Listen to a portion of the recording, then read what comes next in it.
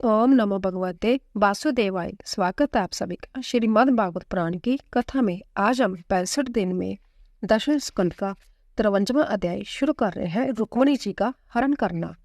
हरि रुक्मणी आय कर श्री कृष्ण सुखदाम, असुर सभी देखत रहे लीनी रथ में बाम।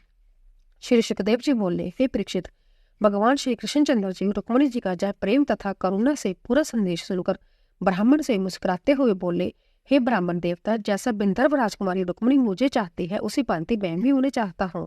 जब मैं जानता हूँ कि उनके माता पिता मुझे ही रुक्मणी देना चाहते हैं, किंतु उनका बड़ा भाई रुकम मुझसे शत्रुता रखने के कारण उन्हें ऐसा करने से रोक रहा है। मैं अवश्य राजकुमारी रुक्मणी को ब्याह कर लाऊंगा। श्री सुखदेव जी बोले, हे परीक्षित, भगवान श्री कृष्णचंद्र ने जय समझकर कि रुक्मणी जी के पाणी ग्रहण की लगन परसों रात्रि में ही है, तब उन्होंने शीघ्र अपने सारथी दारुक को रथ लाने की आज्ञा दी। दारुक सारथी भगवान श्री कृष्णचंद्र की आज्ञा पाते ही शीघ्र शेब्या, सुग्रीव, मेघपुष्प तथा बलाहर्क नाम के 4 घोड़ों को जोत कर ले आया और हाथ जोड़ सिर नवाए मुख खड़ा हो गया। भगवान श्री कृष्णचंद्र ने पहले ब्राह्मण को रथ पर चढ़ाया, फिर आप रथ पर चढ़े और गंधर्व देश की ओर चल दिए। मार्ग में उन्हें अति सुंदर सुंदर शकुन हुए। चलते चलते संध्या तक कुंडलीपुर राजा भीष्मक के नगर में पहुंच गए। वहां पर रुक्मणी के विवाह की तैयारियां बड़ी धूमधाम से हो रही थी। नगर, राजपथ, चौराहे, सड़कें, गली कूचे आदि सभी झाड़ बुहार कर छिड़के जा रहे थे। चित्र विचित्र पातपे, तोरण पार, केला के खम्भ लगाए जा रहे थे। स्वर्ण के कलश स्थान स्थान पर रखे जा रहे थे। घरों में से अगर धूप की सुगंधी फैल रही थी। राजा भीष्मक कुल देवताओं तथा पितरों की विधिवत पूजा करके ब्राह्मण को भोजन कराए नियम अनुसार सब चित वाचन करा रहे थे। परम सुंदर रुक्मणी जी को उपटन स्नान आदि कराकर हाथों में शुभ कंकन आदि पहनाए गए थे। उनको नवीन नवीन भूषण वस्त्रों से अलंकृत किया गया था। वेद पाठी ब्राह्मण वेद मंत्रों द्वारा गृह शांत के लिए हवन आदि कर रहे थे। भीष्मक ब्राह्मणों को सोना चांदी वस्त्र घोड़े आदि दान कर रहे थे। जिस भांति कुंडलापुर में कन्या के विवाह की समस्त कार्यवाही हो रही थी, उसी भांति चेदिराज दमघोष ने भी अपने पुत्र शिशुपाल के विवाह की तैयारी की। वहां पर विवाह संबंधी सभी मंगल कृत्य किए जाने लगे।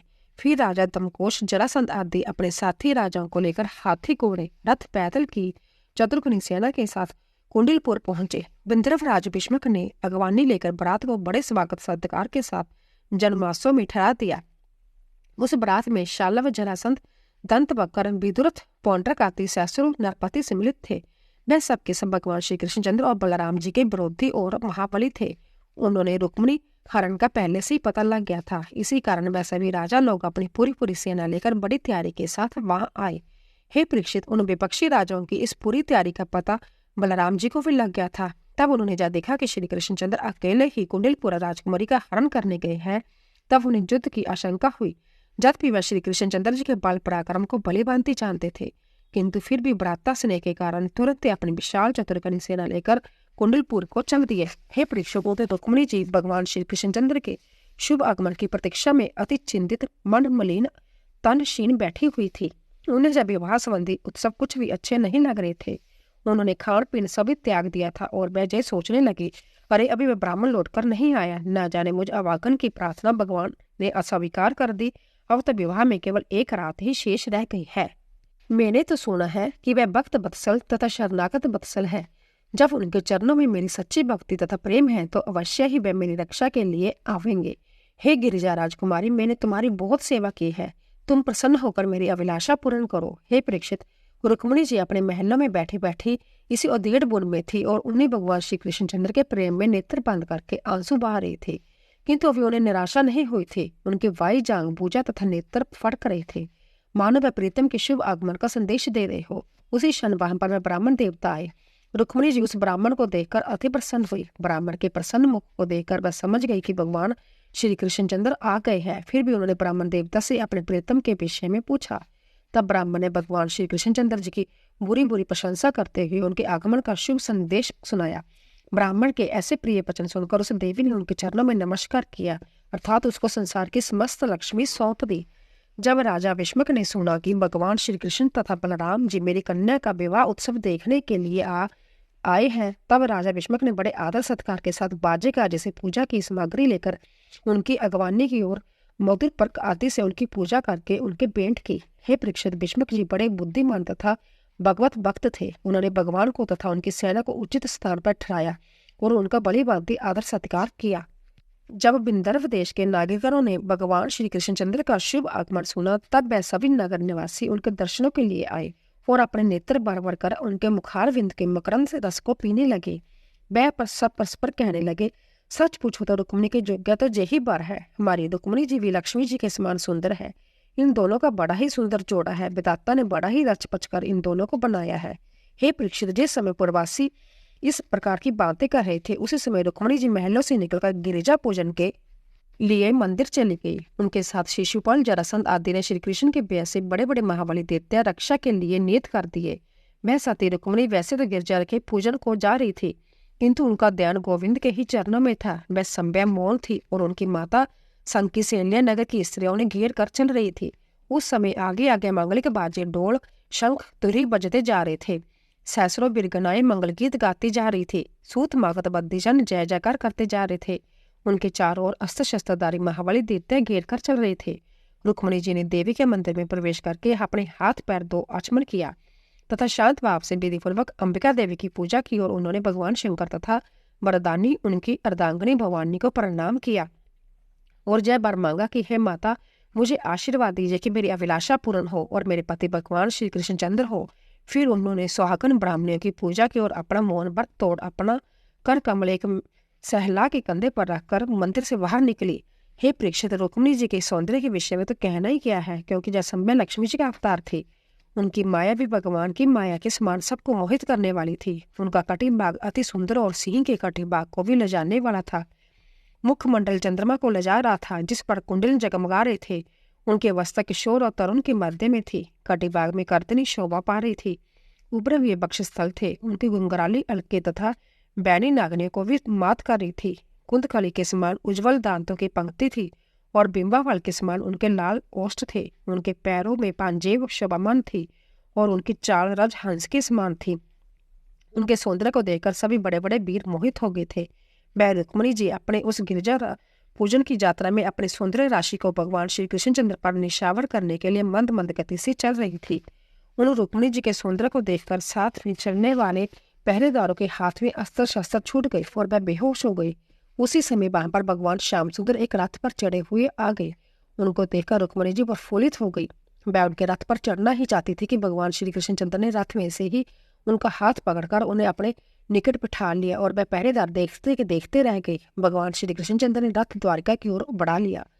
जब यह समाचार जरासंध, शिशुपाल आदि ने सुना, तब उनसे जस सहन न हुआ और वह अपने को धिक्कारते हुए अस्त्र शस्त्र लेकर उनके पीछे दौड़ने लगे। 54वां अध्याय। शिशुपाल रुक्म को जीत कर छीनी रुक्मिणी बाम असुर सभी सहर कर पूर्ण कीने का।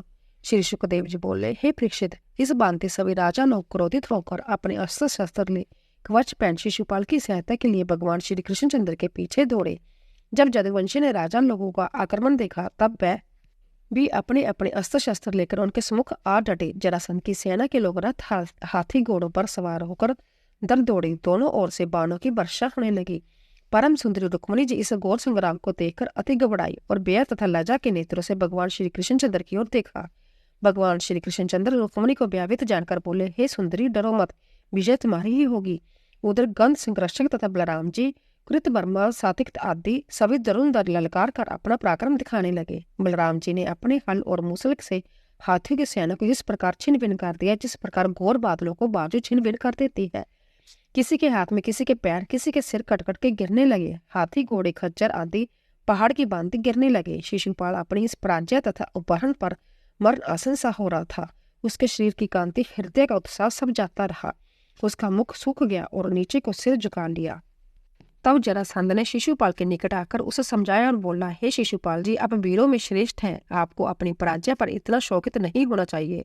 मुझे तो देखो, इस कृष्ण ने मुझे 17 बार 23 औक्षणी सेना सहित पराजित किया है, किंतु 18वीं बार मैंने विजय प्राप्त की है। मुझे ना तो विजय से प्रसन्नता है और ना ही पराजय से शोक से, क्योंकि जय पराजय भाग्य अनुसार ही प्राप्त होते हैं। अब की बार आपकी पराजय हुई है, फिर कभी आपकी विजय भी होगी। इस प्रकार समझा बुझाकर जरासंध अपने राजधानी को चला गया और शिशुपाल भी अपने नगर को लौट आया। उसके अनुयायी राजा लोग भी अपने अपने नगर को चले आए। जब रुक्मिणी के बड़े भाई रुक्मी ने जब बात सुनी, तो वह अति क्रोधित हो अपनी सेना ले श्री कृष्ण के सामने आ डटा उसने यह प्रतिज्ञा की थी कि यदि मैं श्री कृष्ण को मार अपनी बहन को ना लौटा सका तो नगर में लौटकर न आऊंगा। ऐसी प्रतिज्ञा करके उसने सीधे ही श्री कृष्णचंद्र के रथ पर आक्रमण किया। उसने श्री कृष्णचंद्र को ललकार कर 3 बाण मारे। तब श्री कृष्णचंद्र ने अपने धनुष को संभाल कर उस पर 6 बाण छोड़े तथा उसी क्षण अपने 8 बाणों से उसके सारथी, रथ, घोड़े तथा ध्वजा धनुष को भी काट डाला। रुक्मी ने दूसरा धनुष उठाया तथा दूसरे रथ पर सवार हुआ। भगवान श्री कृष्णचंद्र ने उसे भी काट दिया। फिर रुक्मी ने तीसरा धनुष उठाया तो भगवान ने उसे भी काट गिराया। इस प्रकार रुक्मी ने उल्लू, पटियस, परिध, डाल, तलवार, तोमर तथा शक्ति आदि कई अस्त्र शस्त्रों का प्रहार उन पर किया, किंतु भगवान श्री कृष्णचंद्र ने उनको उसी क्षण काट दिया। तब रुक्मी अति क्रोधित होकर हाथ तलवार ले रथ से नीचे कूद पड़ा।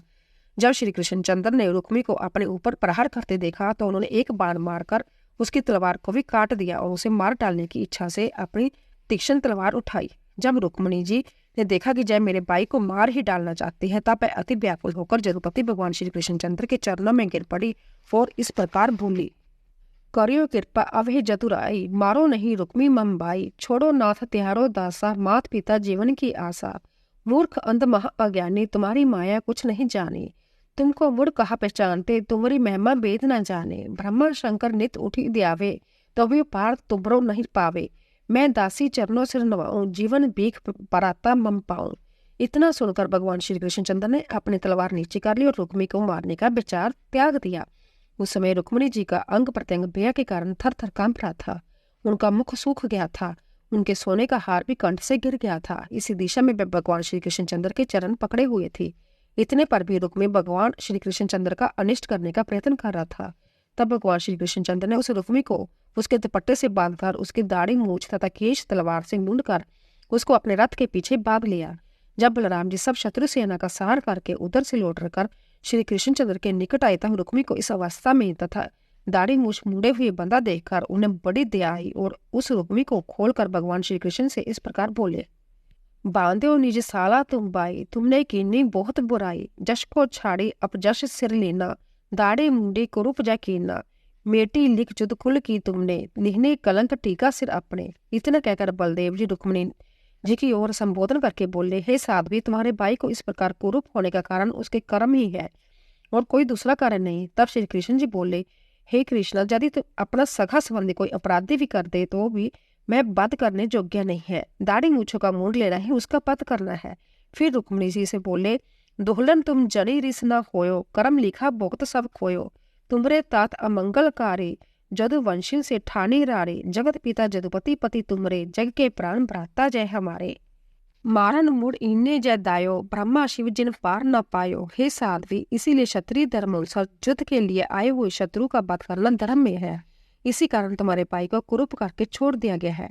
तुम्हें इससे तनिक भी रुष्ट न होना चाहिए। या जितने भी संजोग विजोग मरण जीव होते हैं सब शरीर के ही है, आत्मा के नहीं होते। इसलिए तुम अपने शोक को त्याग कर प्रसन्न हो जाओ। श्री सुखदेव जी बोले, हे परीक्षित, जब बलराम जी ने रुक्मिणी जी को इस प्रकार समझाया तब परम सुंदरी रुक्मिणी जी के मन का मैल मिट गया और वे प्रसन्न हो गई।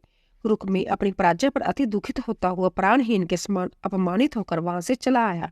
उसने अपनी प्रतिज्ञा अनुसार कुंडलपुर में प्रवेश न करके भोजपुर नामक नगर बसाया। लज्जित होकर रुक्मी नगर को फिर नहीं आया, कुंडलपुर को छोड़ भोजपुर नगर बसाया। हे परीक्षित, इस बांधे भगवान श्री कृष्णचंद्र रुक्मिणी जी को लेकर बड़े आनंद के साथ द्वारकापुरी में आए और वहां पर कुल पुरोहित को बुलाए। वसुदेव तथा उग्रसेन ने बड़ी धूमधाम के साथ राक्षस विधि से उनका पाणी ग्रहण संस्कार कराया। 55वां अध्याय, प्रद्युम्न जी का जन्म तथा शिवासुर का वध। मात रुक्मिणी के भयो सुत मोहि सुर जन्म लिए, शिवी शाप कारण काम जन्मे, शूल शंबासुर हिये, शत्रु रतिपति जाने अपनो गेरी सागर में दिए, पाए रति को संग प्रद्युम्न मारी शंबासुर दिए।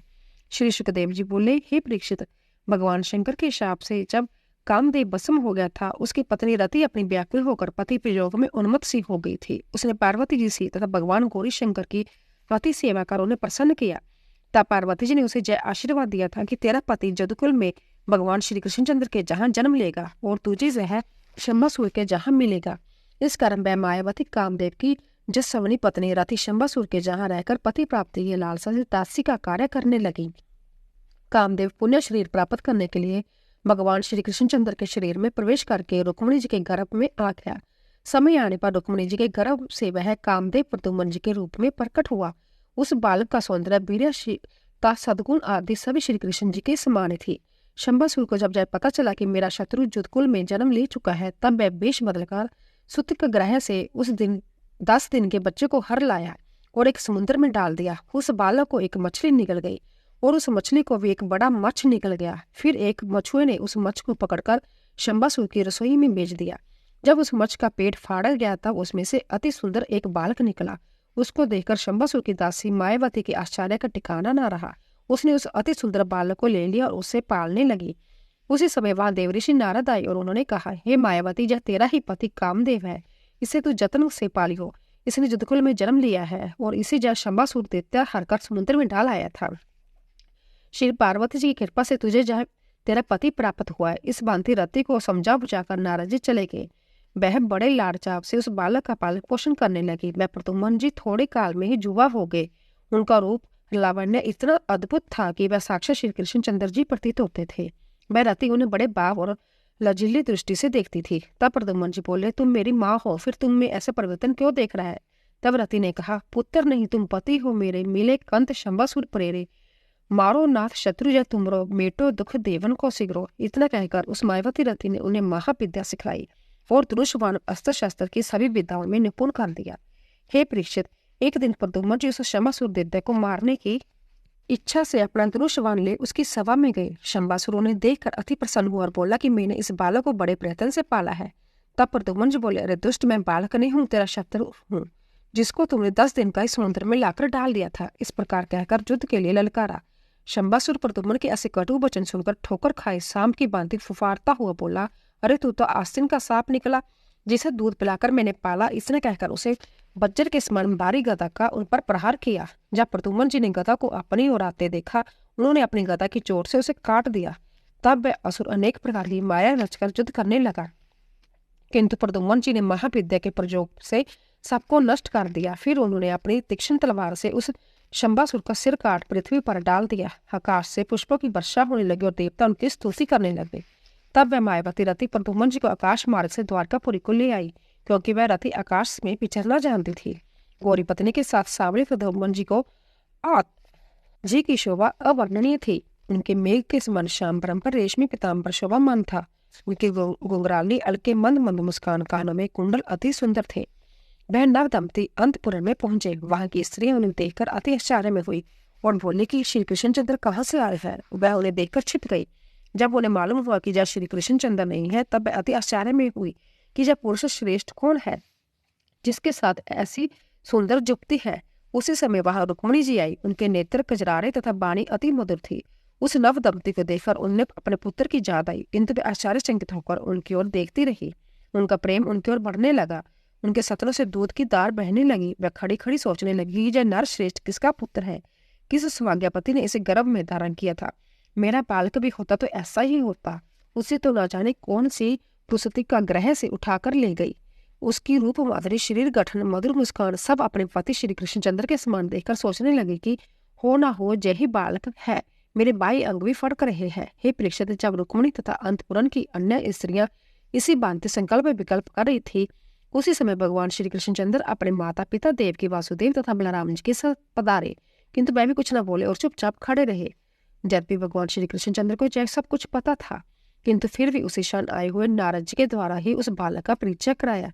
नारद जी ने सब कथा उस बालक के हरण से लेकर द्वारका के आने तक सबको सुनाई। यह सुनकर सभी अनंत पुण्यवासी स्त्रियां प्रसन्न हुई।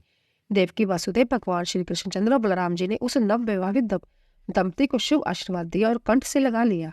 जब नगर निवासियों ने सुना तो वह भी अति आनंदित हुए। हे परीक्षित, प्रद्युम्न जी का रूप रंग भगवान श्री कृष्णचंद्र से इतना मिलता जुलता था कि उनकी माताएं रुक्मिणी आदि देखकर अपने पति श्री कृष्णचंद्र के मधुर भाव से मुग्ध हो जाती थी और उनके सामने से हटकर अलग चली जाती थी। बोलिए बांके बिहारी लाल की जय।